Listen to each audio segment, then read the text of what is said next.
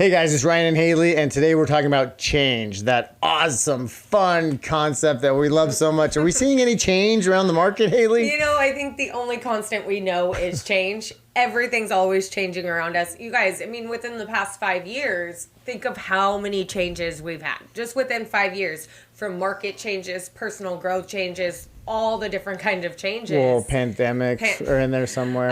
Pandemics, everything has been wrapped in the last 5 years. So Absolutely. I think it's a little chaotic. It's a little crazy, but we kind of love that, right? Like, we kind of thrive in chaos and craziness.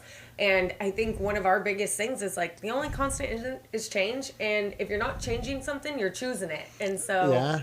Well, I mean, change on the landscape in your life, change in the marketplace, change the knee-jerk reaction is fear, because with change comes unknown. What is this change leading to? And I get anxious and I get all tight in the chest and say, well, I can't control that. And I get freaked out. So that's the tendency. But what we do is we start to discover the opportunities in the change, because with every change, hidden in that little obstacle or hidden inside that shroud of fear and anxiety is an opportunity. So what does it mean? It means we change up our tactics. We change up our story. We change up our targets. We take note of change. Like, we're big proponents of head down, on process, do the things, check the boxes, do the activities to get the results. But when there's change about, like there is in this marketplace in San Diego real estate, it bears, and it's worth taking the time to take note, survey, see what's changing, and really get updated on those changes and stay up to date so that you can educate your client base, where you're doing business, where your target's audience is, and make them aware of what they can expect so that it takes the fear out of it for them. Because we feel the fear as humans, and as the professionals in the industry, it's our job to take kind of the power out of that change for our audience and keep them enlightened as to what they can expect and do content based on that. I think that's a really good strategy. I think so as well. And I think, people have been in this industry for quite a while. People that have 10 years in this industry and longer, they really understand, like, look, what we saw last year, we knew it was going to change. We talked about this ad nauseum with some of our clients. Like, there's going to be some kind of tipping scale. We don't know what it's going to be. We don't know when it's going to happen, but we know, because we've been in this industry long enough. I grew up in this industry. You grew up in it. There's always change, adapt. There's always some kind of market change. There's always going to be something. So I think when you stay educated and you're aware of the market change, and you have your finger on the pulse, you're not as blindsided to the change, because you're like, hey, we kind of saw this coming. We knew something was going to happen. My mom, she's been a lender for years, and she was like, Haley, there's going to be a change. Like, there's always going to be some kind of market change. We saw it in 2021 to 22 when the rates went up, skyrocketed within like a month. Big change. Huge. And then guess what? A couple months went by. We all kind of adapted to it. We were like, well, this is the new normal. This is the new market. And then it's changed since then too. So now we're leaning into a buyer's market again, and we're seeing that buyers have more leverage. So changing your processes, adapting to it, and knowing, okay, we're having a bit of a change here. We have to educate our sellers. We got to educate our buyers. We need buyers now. We're seeing so many escrows fall out because buyers are getting cold feet, or buyers weren't fully qualified, and then they get into actual escrow, and then they're like, we have to cancel. We actually can't afford this house. Yeah, it turns out we can't afford it. So we're seeing so many different changes in this market right now, but when we're not so blindsided from it, because we've kind of stayed in it, we've kept our finger on the pulse, we've been aware of what's going on, and I think that's when you're kind of strapped for it and ready, it doesn't take you by surprise so much when you're like, oh, there's going to be some kind of change. And I think with real estate, we have to know that it's always going to change at some point. I mean, I love what you said too about kind of just walking through the history, because in 2001, that's when I started Title, 25-year-old punk kid, and refis were never going to stop. Do you remember 2002, 3, 4, my mom 5? Was a lender during this time. I fully remember. I mean, we had full spectrums and AmeriQuests and lenders giving us 80, 100, 120 refis a month. It was ridiculous, falling from the sky. And then, so I'm like, I had no perspective, zero knowledge of my history, fresh out of college, and we just ran with it. And then 2008 happened, right? And the mortgage meltdown, and however many banks, there was a website counting the banks that were going under. and it reached a pretty high number. So then we adapted, and then we became familiar with short sales and what's that all about. And then it picked up in 12, 13, 14, 15, and then, the market got strong again. So to your point, the only constant is change. And know your history. I think get a little bit of perspective, and it gives you leverage on the fear. It gives you leverage on the unknown, because things are cyclical, right? And the balloon or the up was so high in 21, and it was commanding such a strong price. I mean, 150,000 over asking, sight unseen from the Bay Area on properties is not a sustainable model, right? That's like going atmospheric raise. So there's an equal and opposite low for every high. Well, right? Now what are we seeing? Speaking of that, we're seeing a lot of homeowners, they don't have equity. Like, they bought super high, and now prices are starting to come down a little bit. We've talked to listing agents within the past couple of weeks, and they're literally turning away listings because the sellers have no flexibility on the price. They have to get the number, and they have zero equity to do anything with it. So now we're seeing a lot of people handcuffed in that situation because they're not flexible on price because they bought so high, and now market's kind of softening within 3 years, and now they want to sell, and they don't have the equity to do so. Yeah. So we're having that conversation. Well, I mean, but it begs the question, so what do we do? What do we do about it? So we talk to a lot of agents monthly, weekly, daily, and the ones we're seeing are the ones that are taking action, right? Acquaint yourself with the changes, and then make it a point to communicate one by content on your socials, by newsletters, and start educating the people that look to you for the real estate news, look to us for the title news.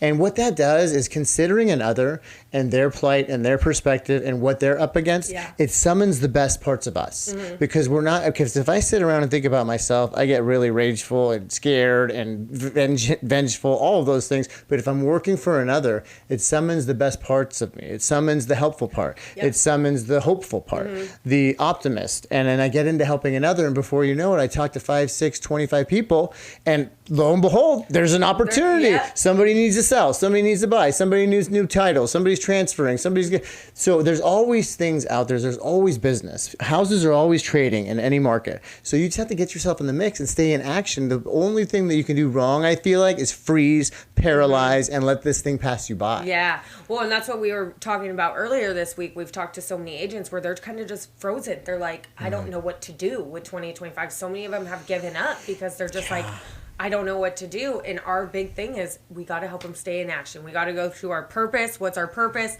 What are we doing today? Our action steps. And then what are our processes, like we've talked about before. So, and I go back when we're thinking about change. Do you guys all remember, like, what was it, 3 months ago, 2 months ago? I know I was freaking out when I thought we were going to have $7 gas prices. I was like, this is it. We're on Zoom. We're never driving again, selling my car. We're moving to Boise. We're done. This is it. And then sure enough, July 1st happened. And we're like 2 weeks into it. And I don't know. I don't 550 or something, right? I mean, I still saw like 460 around my house. So I was kind of like, what happened to the $7 gas prices, Oh, man. So don't believe the hype, people. We get all worked up on these things, and we're so focused on that. And then we worry about what did he say? Was it Kurt Cobain? No, not Kurt Cobain. Tom Petty. Tom Petty. Knew it was so. He said, 80% of the shit we worry about doesn't even happen anyways. And then that other 20% doesn't happen to the extreme that we catastrophically make it in our head. Right. It doesn't even hit that. So I'm like, I was expecting 7. So if we get up to 550, I'll be cool with that because I was expecting 7 to hit. Yeah. So I just, my mind goes back to thinking just a short time ago where we were kind of freaking out. I told her, this is it. Selling my car, going to Zooms, not driving anywhere. Well, and I mean, somebody, my mom or a client, somebody said, look, why worry? Worrying is paying the price twice. Yeah. Because it may get to whatever Quentin Tarantino scenario in my head that's going on that's causing me fear. It may get to that. But why worry now and worry when it's here? I'm paying the price twice. Yeah. And that's not nice. So what we want to do is just let it unfold, stay in the moment, do the things we can do to affect change in the best way and be the best versions of ourselves we can be. And then when it comes, we'll deal with it when it gets here, right? And so it's hard to do. Easy Yeah. to talk about. We all get gripped out and worried about what may or may not happen. But I think if you know your activities, know your metrics, stay in process, love the process, and then trust in the results. I think that's a good way to live life, a good way to Yeah. treat this business. I know, to tie a bow on it, something we talk about all the time, we have to focus on our controllables.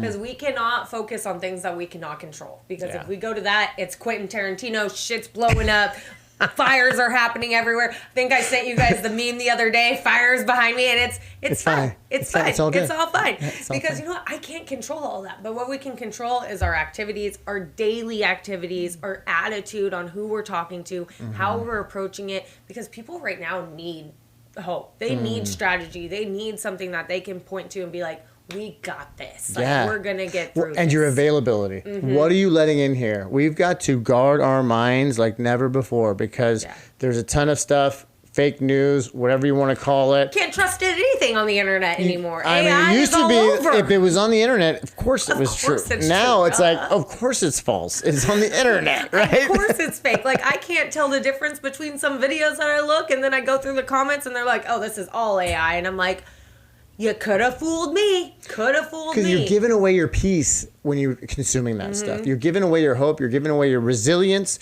You're giving away your say in your day when you're just listening to all that negativity all the time. Stay focused on what you can do. Whatever's going to happen, isn't it going to happen anyway? So you worrying about, like, the tide comes in, the tide goes out, the moon waxes, the moon wanes, regardless of me thinking about it. So I'm just going to go and focus on what I can do about it and stay there and then, do the best I can. Yeah, I think, right now is that the best time to do that. Best time is to really stay focused right now because with all the externals going on that we really can't control, we got to stay focused. And I think going back to the change, we got to realize like the only constant is change. And so what can we focus on to adapt to the new change, to the new? How can we get our processes in place to get more buyers? Because before it was like people were like, I don't want buyers. It's a liability. Get rid of these buyers. I'm not driving them around. Like, done. The time investment alone. Now people are like, oh shit, we need some buyers here. Like how, and so I think it's. So wait, we change with the change?